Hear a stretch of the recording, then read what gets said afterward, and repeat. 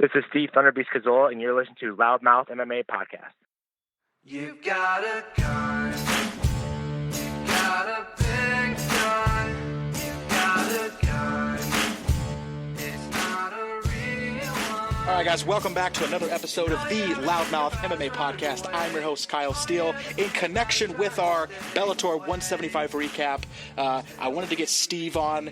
Steve Kozola fought Jake Roberts, decimated him in 28 seconds. That's the nicest way I can put it. Then took to the mic and did an incredible job calling out Dillon Danis, getting his name in the eyes of the multitude of people watching. I think he did a fantastic job. I want to talk about that. Steve, how's it going, sir?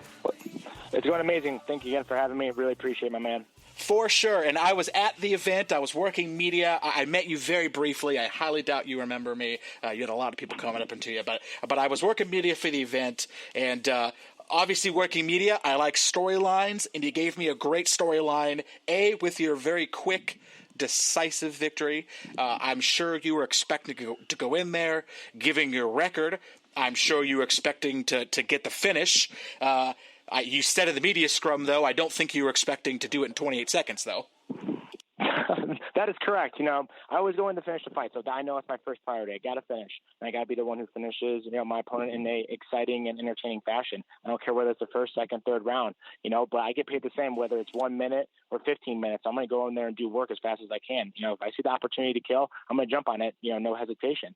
And you can see, I'm a finisher, man, in every sense of the form. This is what I do. Now, we went through your record on the recap, but just in case you're listening to this and you don't want to go back and listen to the recap, I'm not going to make you. You don't have to. Real quick, I'm going to spout this off. First round knockout, first round knockout, first round knockout, second round knockout, first round knockout, knockout, not sure which round, second round knockout, not sure what round, choke. That's a record, my friend, and that is quite impressive. So congratulations. First off, congratulations. I appreciate that. Thank you. And I'm sure you're not letting it get to your head. You understand that at the end of the day, the more fights you have, the stiffer the competition. The harder it is to get those finishes. So, you're going to have to keep working, really? Keep improving. On record, I think it's getting easier. Oh, right? No, well, you know what? Here's the thing. I am improving. Even with my exactly. time off. I mean, look at my time. Look at my gap of. It took me 2 years to get 2 fights. Everyone else would have quote unquote ring rust. No, I don't get that because I prepare the right way all the time. This is not a sometimes thing. This is an all the time thing. This is a lifestyle. I live this life. And I don't think people can really, realize how much I devote myself to it. Besides those who are around me all the time. You look at my, ask my wife, ask my friends, ask my family, ask them where my head's at, what I'm doing to, mentally prepare myself, physically prepare myself, spiritually prepare myself. Doing all those things 24/7, 365, always eating well, always training and working out. Like, I'm never out of shape. That's why I'm ready to go for London right now. That was nothing. No disrespect to Jake. Jake is an awesome competitor, an even better man. I have nothing but respect for Jake. But I want people to know that I'm in there and I mean business. So if you give me an opportunity, I'm going to finish it. I'm ready to go right now. I'm tired of waiting. I waited long enough. 7 weeks is more than enough to get me for London. Yeah, definitely, man, and we got to talk about that because I would like to see something like that happen. Miguel was telling me about. You know what though? But you want to put me on the main card or you want to put me on the pay-per-view of Madison Square Garden where I square up against Dillon Danis, I will take that. You'll skip London. You'll skip London if it means. Yeah. I will skip London if you give me Dillon Danis, Madison Square Garden, all right, main card, pay-per-view. I will do it, no problem. If he can make 55, I'll even give him 60. Yeah, I'll give you that, bud. I'll give you 60. That sounds, that's good. But you know what? If he's gonna stay at 70, watch, teammate Fernando Gonzalez will eat him up sooner or later. Now, you talked about this in the scrum, and you talked about it, of course, in the octagon. Again, if you're listening to this and maybe you didn't get a chance to hear all that, I want to talk about it again briefly.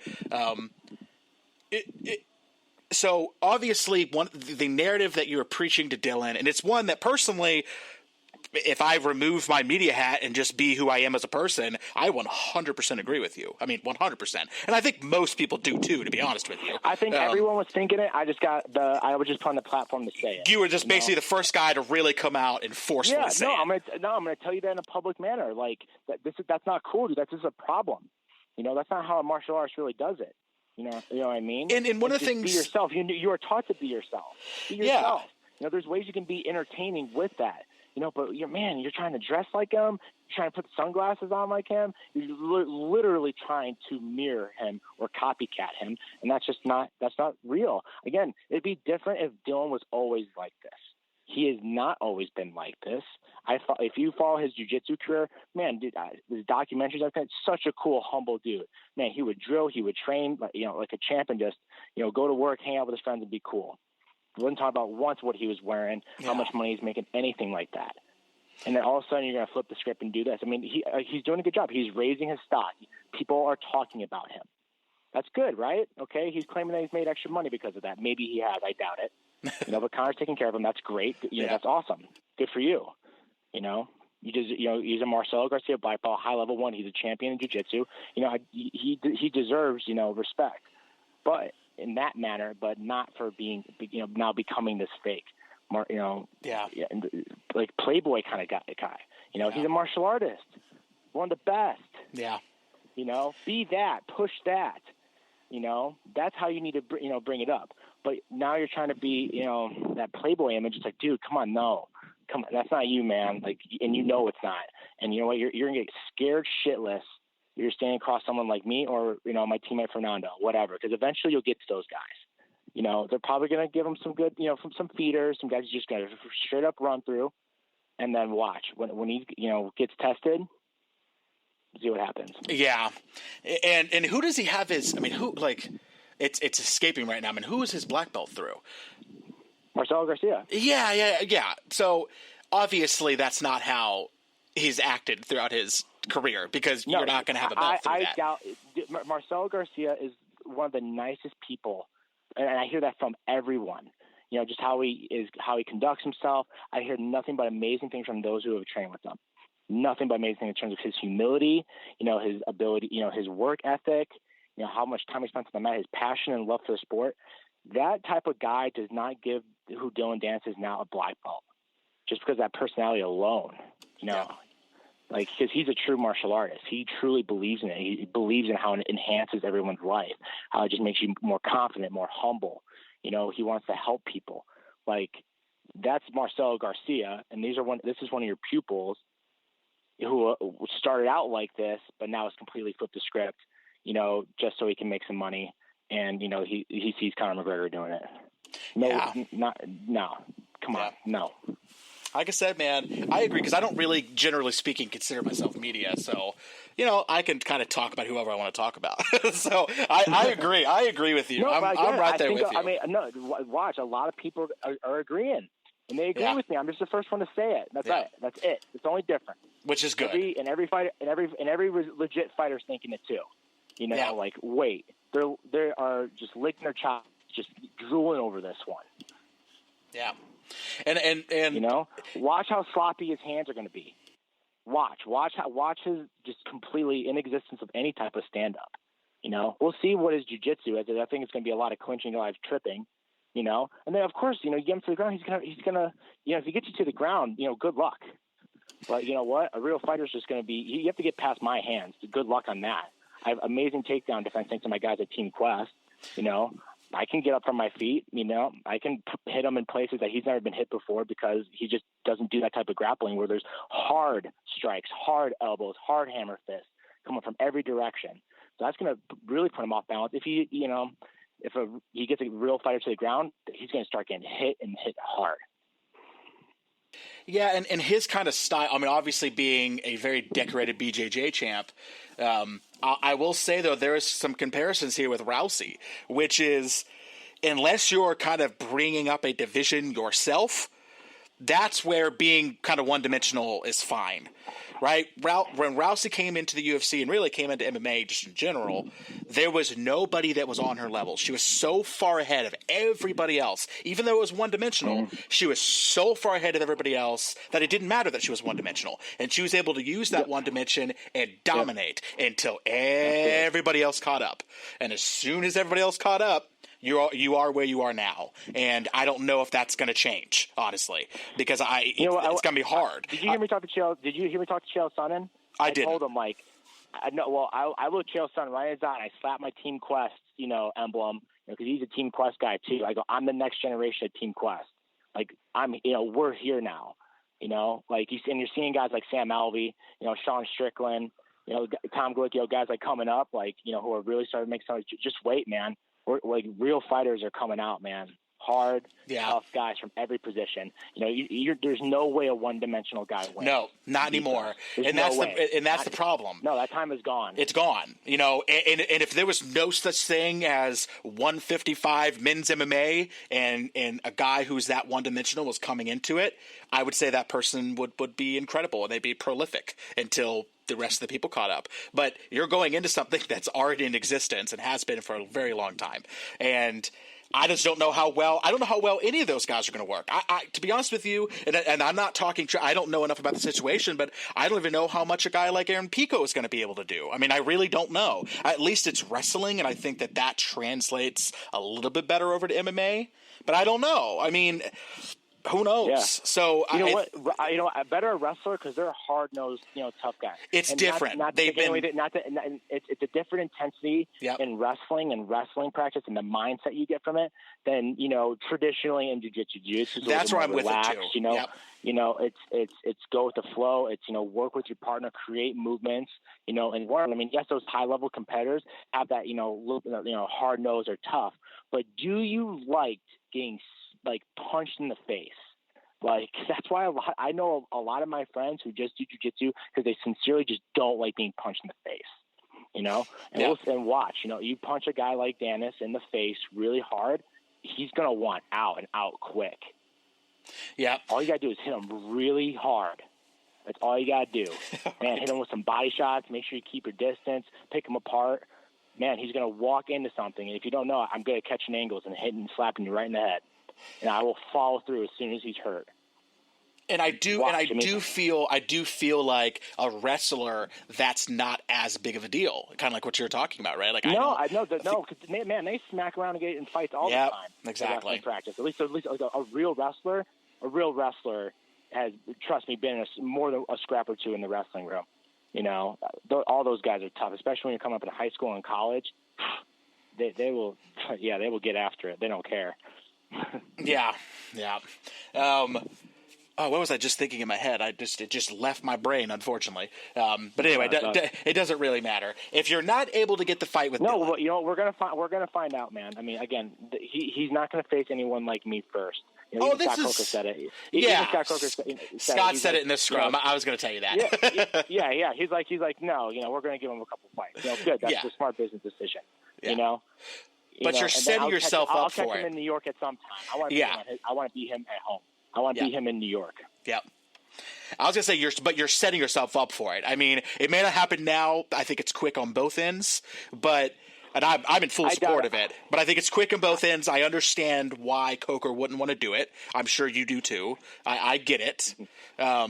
But you're putting yourself in that position, though, because I do think at some point, especially if he's able to, because he's going to be making his debut. If they put him up against somebody else who's making their debut, he's probably going to run through him. So if he can get 2 fights where he runs through people and that hype train just starts bouncing around, it's going 150 miles an hour down the rusty track. The fans will ask for it. Fans will ask for it. I was the first one. Yeah, but you know what though? For one, I don't think he makes the weight. First of all, there's no way he makes 55.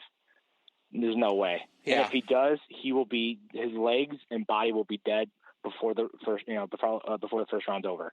Guarantee you. Mm-hmm. Guarantee he'll be toast. That's one thing too. I don't know if you guys saw, but I don't cut a lot of weight. But I'm still strong and powerful for this division. I was eating 4 meals a day. Ask my teammates. Ask Fernando Gonzalez how much I was eating all the way up that scale. How much I was drinking. What I had to do my last day of the cut. I had to take a 20-minute, hot bath with nothing else, like no Albolene, no nothing. Took a 20-minute bath, made weight, rehydrated, and then performed. Have you thought about going to featherweight? I don't. Why do I have to go to featherweight? It's like you don't have to. A reason. I was just asking. Exactly. No. Yeah. Why would I have to? Give me a reason to. There's no fight at 145. You know what? I'll fight for the title at 45 for Gotcha. a lot more money. That's what I'll do. Right. Yeah, if they need me, no, for sure. No, and I'll even I'll cut the weight for it too. No problem. If they give me even short notice, I could do it. a month out, 3 weeks out, saying to be 45, I'll still make that weight. And I'll still, then I'll become the featherweight champion. But I like 55. It's a really easy cut. I can, I don't, if you want to call it that, I call it just, soothing myself and, go in there, take care of business. Yeah. And you've had 3, that was your 3rd fight in Bellator. You also had a fight in World Series of Fighting. Do you have any type of comparison, like how the 2 promotions compare in your mind? No, they're both great. They're both phenomenal. They run, on time, give you, plenty of notice about everything. They check in on you. No, they're both great. Both had a great experience. I had a great experience, on both sides. It was great. Okay, cool. And let's say we can get you on London. And obviously Dylan Dennis is not going to be an option for London, right? So let's get you on London. Do you have anybody? Yep. Is it whoever you can? I'm sure, listen, if they walk up to you and they say, fight Mr. X, you're going to fight Mr. X, right? I don't doubt that. No one doubts that. Is there anybody, though, that you're kind of saying, hey, this fight makes sense in London? Do you have that? But you know what the thing is? I prefer to fight someone from there. I would love to get, Britain versus, United States thing. But if that can't happen, if you're asking me who I want to fight right now, honestly, who's realistic, Adam Piccolotti, I would love to fight him. There we go. Because he's a lightweight and he's undefeated. He's not 9-0 now. Everyone's talking about he's a black belt. Let's see, put me up against a black belt. See what happens. Be a good little comparison, right? Let's. I like that. He's around the same size as me. Whatever. Maybe he's probably bigger. He probably walks around at least 10, 15 pounds heavier than I do. No doubt. You know, I don't care. Bring it on. Adam Piccolotti, someone's always got to go. I'm 8-0. I got a lot more finishes than he does. I think I'm a lot more scary than he is too. Well, and his first fight was supposed to be against Primus, and Primus wound up having Piccolotti wound up having to pull out of that fight. So he was already training for a fight. He should be, I think, mostly recovered from that pullout. You got 7 weeks. Yep. You got 7 weeks. That's a training camp. That's longer than I had to prepare for Jake Roberts. I like that call out, man. I think it makes a lot of sense. You guys are both the same height.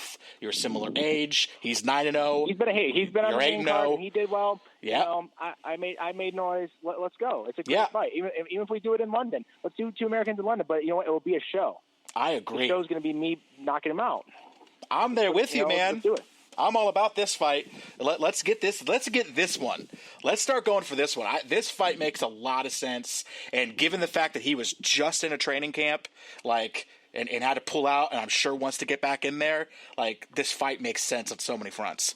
Let's go. Let's get it, man. Let's NorCal make this one versus happen. SoCal. Let's go. I like it. I like it.